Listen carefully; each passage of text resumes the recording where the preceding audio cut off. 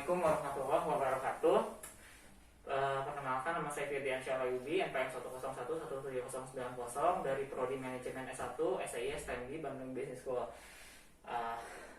Hari ini kita akan mewawancarai salah satu pengusaha muda inspiratif di bidang kontraktor dan developer. Kebetulan beliau juga sebagai atasan saya juga. Perkenalkan dengan Kak Galih, bukan Bapak, bukan Om. Kak Galih atau Kang Galih atau Mas Galih. Oke, Mas Galih, sebelumnya boleh tahu dulu nama lengkap Kak Galih itu siapa? Nama saya Galih Harprastyo Aji, dipanggil Galih. Kak Galih. Oke. Usahanya itu di bidang developer dan kontraktor ya Kang ya? Di bidang kontraktor perencana dan pelaksana. Perencana dan pelaksana. Oke. Untuk alamatnya sendiri sebetulnya di mana sih Kang? Ini kita kantor ada di Permata Permai 4 nomor 20 di Arca Manik ya, Cisaran Kulon. Antapani ya Kang, Bandung ya? Arca Manik maksudnya, kecamatannya Arca Manik. Oke. Terus Kang, sebetulnya Rama Proyek ini kan nama perusahaan ini kan Rancang Bangun 123 nih sebelumnya guys ya. Nah, untuk Rancang Bangun sendiri itu udah berdirinya berapa lama sih Kang? Kita berdiri tahun 2018 akhir. Oh, masih baru ya Kang? Kalau secara legalitas ya. Kalau dihitungnya dari akte pendirian ya dari Desember 2018. Kalau dari akte pendirian. Oke Kang. Sebelumnya nih Kang, untuk karyawan sendiri di Rancang Bangun sendiri itu ada berapa karyawan nih Kang? Kita tuh ada 1, 2, 3, 4, 5, 6, 7 sama saya sendiri. Kalau karyawan yang sifatnya tetap ya, maksudnya di studio, di kantor gitu. Okay. Selebihnya kami ada freelance dalam arti tukang ya. Kalau tukang itu kan dibayarnya harian gitu kan, ada mandor juga kayak gitu. Kalau tukang-tukang mungkin 50 orang lebih ya kalau tukang. Tapi kalau tim intinya sendiri cuma 7 orang. 7 orang ya. Sebenarnya konstruksi developer tuh perusahaan seperti apa sih Kang untuk orang awam, bagi orang yang belum tahu ya. Untuk perusahaan Kang Gali sendiri itu tuh ngapain aja gitu? Oke. Jadi mungkin kalau di tukang bangun rumah itu perlu dibedain nih, ada yang istilahnya pengembang atau bahasa Inggrisnya developer ya. Okay. Ada yang istilahnya kontraktor atau ngebangun. Kalau developer tuh kan dia pekerjaan utamanya yang tadi Firdi bilang kan developer. Nah, contohnya kan itu kayak Ciputra atau Sinarmas atau Sumarekon Bandung. Okay. Itu kan mereka membeli tanah dari tanah bidang kosong, kemudian mereka bangun, mereka jual. Okay. Itu developer. Mereka inti core-nya adalah merencanakan suatu wilayah menjadi suatu properti yang produktif, yang ada hunian, ada residensial, ada komersil dan lain sebagainya. Kalau kita sih sebenarnya bukan developer istilahnya, tapi kontraktor. Nah, kontraktor itu kan ada secara umum ada 2 ya, ada kontraktor perencana, ada pelaksana. Nah, kalau perencana itu berarti dia kalau di proyek-proyek konstruksi itu kan pasti ada proses perencanaan dulu nih sebelum ngebangun. Ya kalau nggak direncanain dulu pasti nanti bangunannya jadi nggak matang nih, bisa jadi salah strukturnya, salah soal macam-macam lah ya. Jadi perencanaan ini mutlak perlu ada di setiap proyek konstruksi gitu. Nah makanya ada namanya arsitek, ada konsultan sipil, ada konsultan MEP. Jadi setiap aspek dalam sebuah bangunan pasti tentunya perlu perencanaan dulu sebelum dibangun. Nah itu makanya peran konsultan perencana atau kontraktor perencana gitu. Ada juga kontraktor pelaksana. Jadi kontraktor pelaksana ini tugasnya atau fungsinya hanya untuk mengerjakan aja. Jadi dari gambar-gambar yang sudah ada gitu ya, mereka merealisasikan itu gitu. Jadi sebenarnya kalau di proyek pembangunan sendiri selalu ada 2 pihak itu minimal. Walaupun kalau di proyek pemerintah skala besar ada lagi kontraktor pengawas. Jadi ada 3 tuh.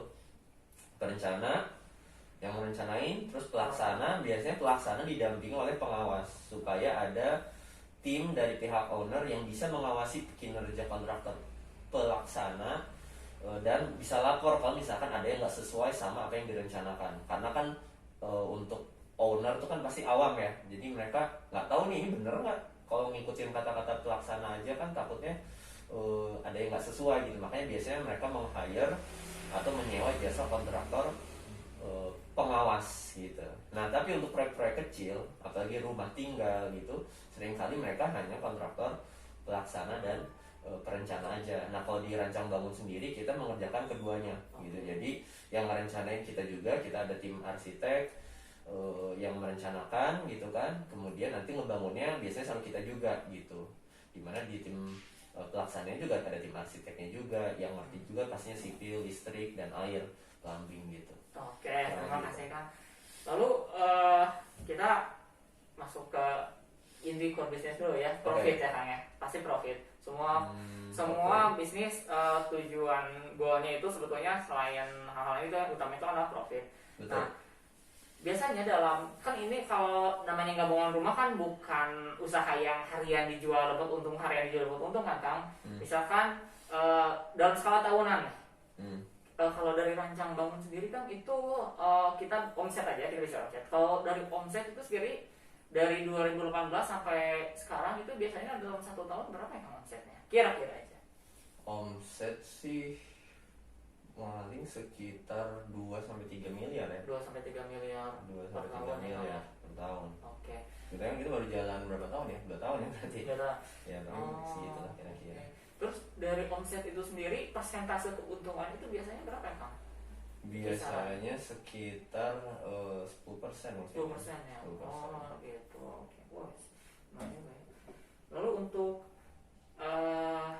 kenapa sih Kang Ali milih menggeluti di bidang ini Kang? Bukan di bidang lain kayak makanan atau minuman. Sebelumnya Kang Ali dulu lulusan dari mana kalau boleh tahu? Saya lupa itu nanya ya. Apa dari arsitek juga atau gimana nih? Bukan, sebelumnya saya ini teknik fisika. Teknik fisika? Fisika teknik ITB. Kemudian saya, kalau teknik fisika sih sebenarnya bidang keahlian yang agak-agak umum ya. Jadi nggak spesifik. Yang namanya fisika kan sebenarnya dia dasar ilmu dari berbagai bidang ya, dari sipil, arsitek pasti ada fisikanya gitu. Jadi kalau teknik fisika sih sebetulnya bisa masuk kemana-mana gitu. Kalau saya sendiri memang hobinya ngegambar, jadi kebetulan waktu itu saya udah nyoba beberapa usaha yang nggak berhasil, belum berhasil, sehingga akhirnya ya udahlah saya coba dari yang paling mudah.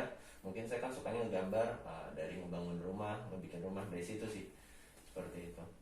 Dari fisika dari fisika ke konstruksi, lumayan jauh juga ya? Ya nggak terlalu jauh lah. Karena kan kalau di kita tuh di kampus waktu dulu salah satu cabang keahliannya juga kan kita ada, kalau struktur mungkin sedikit sekali ya, cuman mungkin kita lebih ke fisika bangunan. Kalau fisika bangunan itu kan kita mempelajari kenyamanan termal, kemudian kenyamanan pencahayaan, terus kenyamanan akustik gitu. Jadi kalau misalkan untuk gedung-gedung, apalagi gedung komersial kayak misalkan gedung konser atau gedung-gedung bioskop, itu kan pasti perlu terdesain secara baik akustiknya nih, gimana caranya supaya tidak ada gema nih. Kayak ruangan ini kan kalau misalkan dipakai buat rekaman studio gitu kan suka ada mantul tuh, suka gema kan. Nah gimana caranya supaya nggak gema gitu kan, bahan-bahan material apa yang dipakai, strukturnya seperti apa, desainnya, atau pencahayaan juga gitu kan. Setiap ruangan itu pasti ada standar-standarnya kan. Ruangan buat kerja standar pencahayaannya berapa lux gitu kan, ruangan buat masak berapa, buat jadi garasi itu kan pasti tentunya beda-beda, sehingga desain lampunya juga pasti beda-beda ya. Mungkin dari situ sedikit bisa diaplikasiin di apa yang kita lakuin sekarang di rancang bangun gitu. Walaupun saya banyak belajar juga dari tim saya sendiri gitu kan. Jadi selalu terus ya belajar.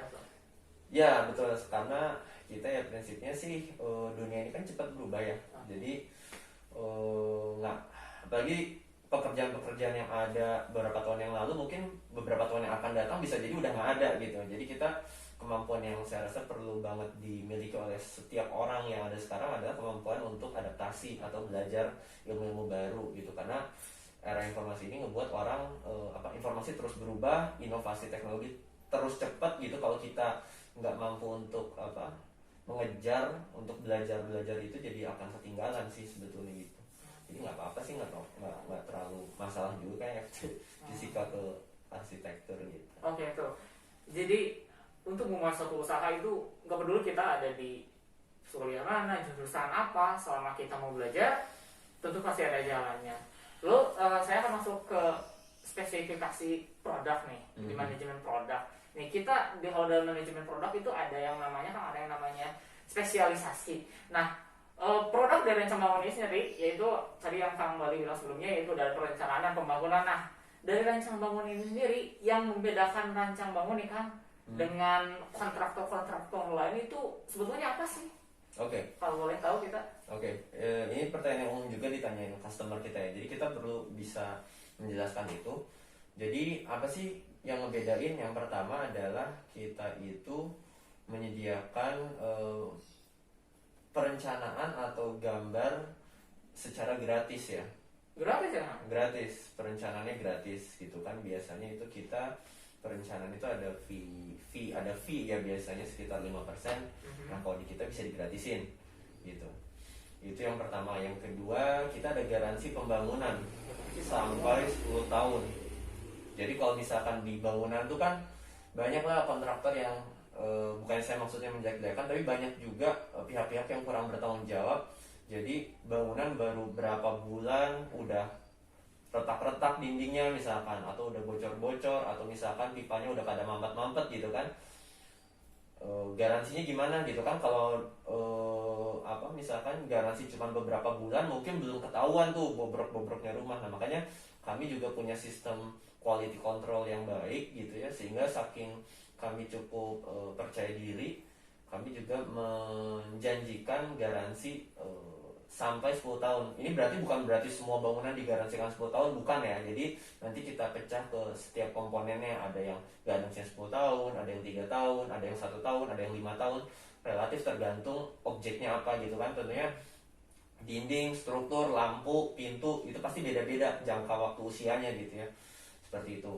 Yang kedua itu soal garansi. Yang ketiga juga kita bisa dimonitor jarak jauh pekerjaannya.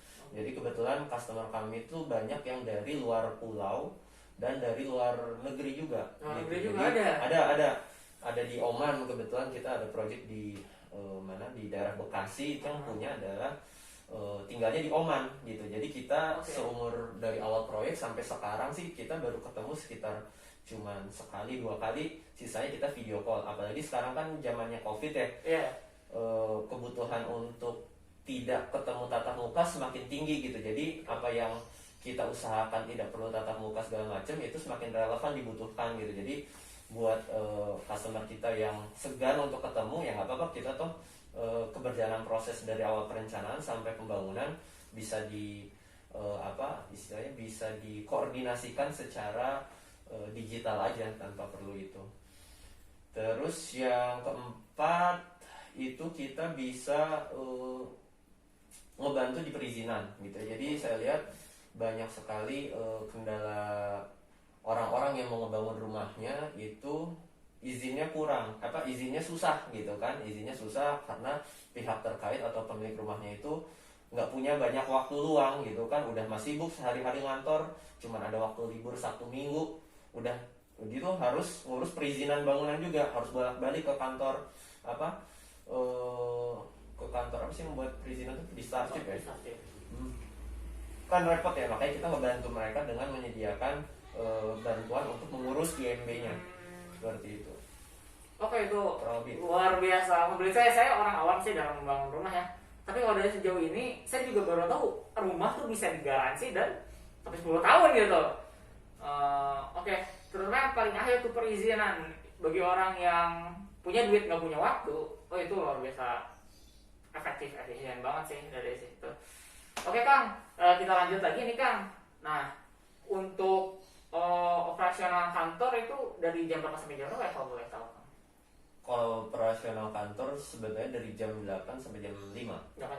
Selasa sampai hari Sabtu. Selasa sampai Sabtu, bukan Senin sampai Jumat ya Kang? Bukan, Seninnya libur karena kan Sabtu biasanya kami itu banyak customer customer kita tuh banyaknya Senin sampai Jumat kerjanya, sehingga pasti ada mereka seringkali pengen ketemu atau pengen koordinasi telepon, pengen kontrol proyek segala macam, itu biasanya kita agenin hari Sabtu gitu. Jadi Sabtu tuh hari dimana mungkin kita paling sering ketemu atau koordinasi sama pemilik rumah seperti itu. Oke. Ditukar jadi Sabtu ke Senin. Oke, kita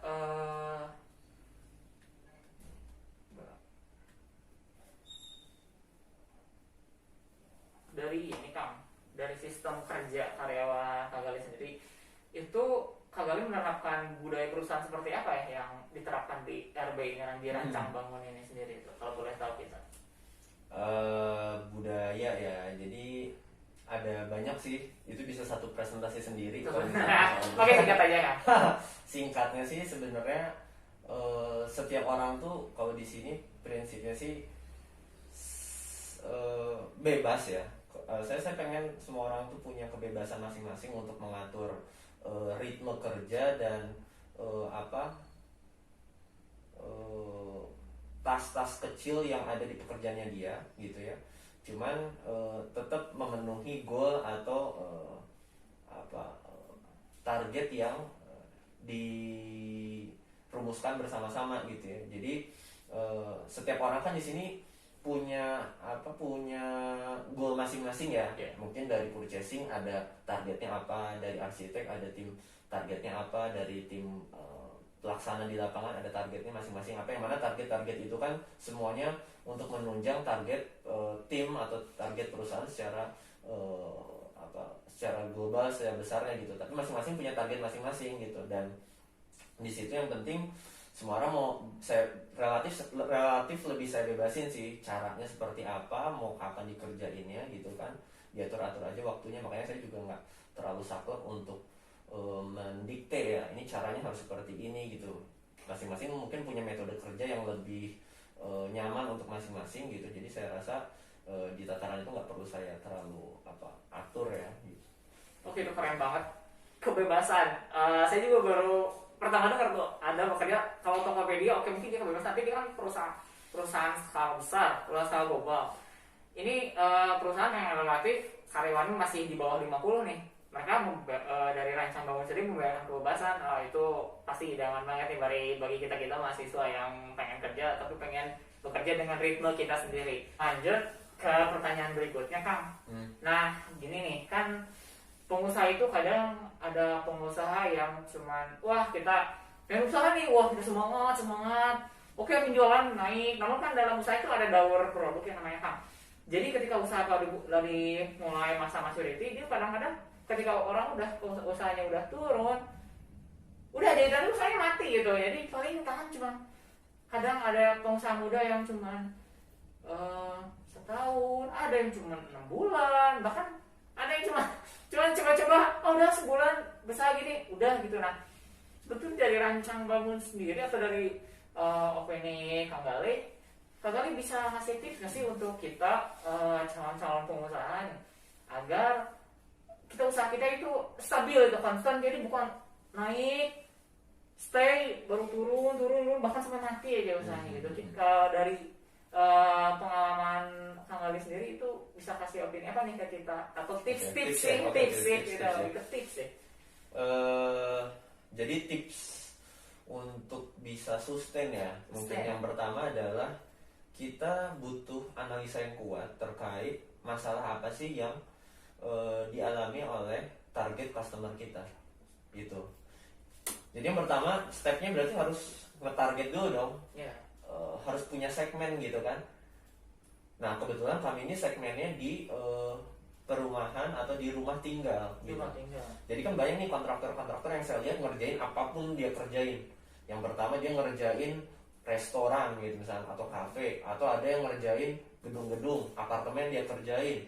Pokoknya skala bangunan dia kerjain, jembatan dia kerjain jalan juga kerjain. Nah kalau kami enggak, kami mencoba untuk mentarget segmen orang-orang yang pengen ngebangun atau renovasi rumahnya. Jadi diperkerucut gitu, dikecilin. Itu ngebuat kita punya spesialisasi ya. Gitu. Jadi orang kan kalau misalnya kita mau bikin apa nih, misalkan ya coba aja kita pengen ngebangun rumah nih, pengen dikerjain sama kontraktor yang palu gada gitu, semua apa lu mau gua ada gitu, atau sama orang yang spesialis ngerjain itu, dari selalu ngerjain itu. Jadi kan dia lebih expert dong. Kita sakit hidung misalnya, mendingan dikerjain sama dokter biasa atau dokter spesialis THT misalnya, pasti spesialis THT dong, kan kayak gitu ya. Jadi yang pertama kita harus punya segmen targetnya di mana, dan kita bisa membranding kita spesialis di segmen tersebut. Kemudian yang kedua juga kita mesti menganalisa secara kuat apa sih pain point, atau bahasa Indonesia berarti apa, titik-titik yang masalah bagi target customer kita. Itu butuh diketahui tidak dengan asumsi, tapi dengan kita tanyakan langsung, kita wawancara, kita analisa gitu. Bahkan kadang-kadang mereka nggak sadar juga sih masalah yang mereka hadapin apa gitu. Jadi memang butuh-butuh analisa yang kuat. Kalau misalnya kita udah bisa menganalisa masalah mereka apa, kita bisa memberikan solusi yang sesuai sama masalah yang mereka hadapi, sehingga otomatis mereka pasti akan memilih produknya kita gitu. Jadi kan kadang-kadang yang kalau saya lihat sih tips-tips ya banyak pengusaha-pengusaha atau entrepreneur yang mencoba usaha gitu ya, ya mereka kurang di riset ini gitu. Mereka nggak punya segmen pasar, nggak jelas mau nge-target siapa, terus mereka nge-branding produknya, mungkin misalkan bikin produk kue, ini kue yang paling manis gitu, tapi apakah semua orang suka yang manis gitu kan belum tentu gitu. Jadi mungkin di situ sih, atau kuenya sebenarnya masalah mereka bukan di kuenya tapi ternyata di packagingnya atau apa. Jadi gitu butuh analisa yang kuat, apa sih masalah-masalah yang customer kita hadapin dan solusi dari kita apa gitu. Jangan sampai kita ngasih solusi yang ada hubungannya sama masalah mereka kan, jadi siapa juga orang yang mau beli kan gitu. Oke. Itu kita akan pelajari nanti di manajemen pemasaran, dan terjadi itu di lapangan. Terbukti dengan tips-tips dari Kang Gali itu sebagian besar itu ada di teori manajemen pemasaran. Itu nanti kita akan belajar itu di semester 3 dan 4. Nah, jadi buat kita mahasiswa, seperti kata Kang Gali, itu kita harus bisa kuat di analisa. Kita masuk ke pertanyaan terakhir. Dalam setiap usaha pasti kita harus punya tujuan utama dari perusahaan ini sendiri. Kenapa saya masukin ini di akhir?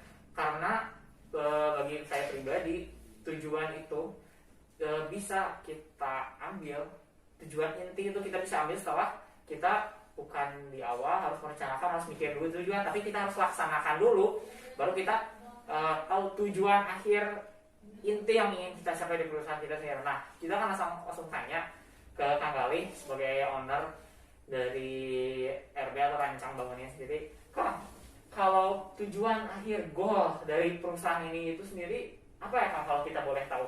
Oke.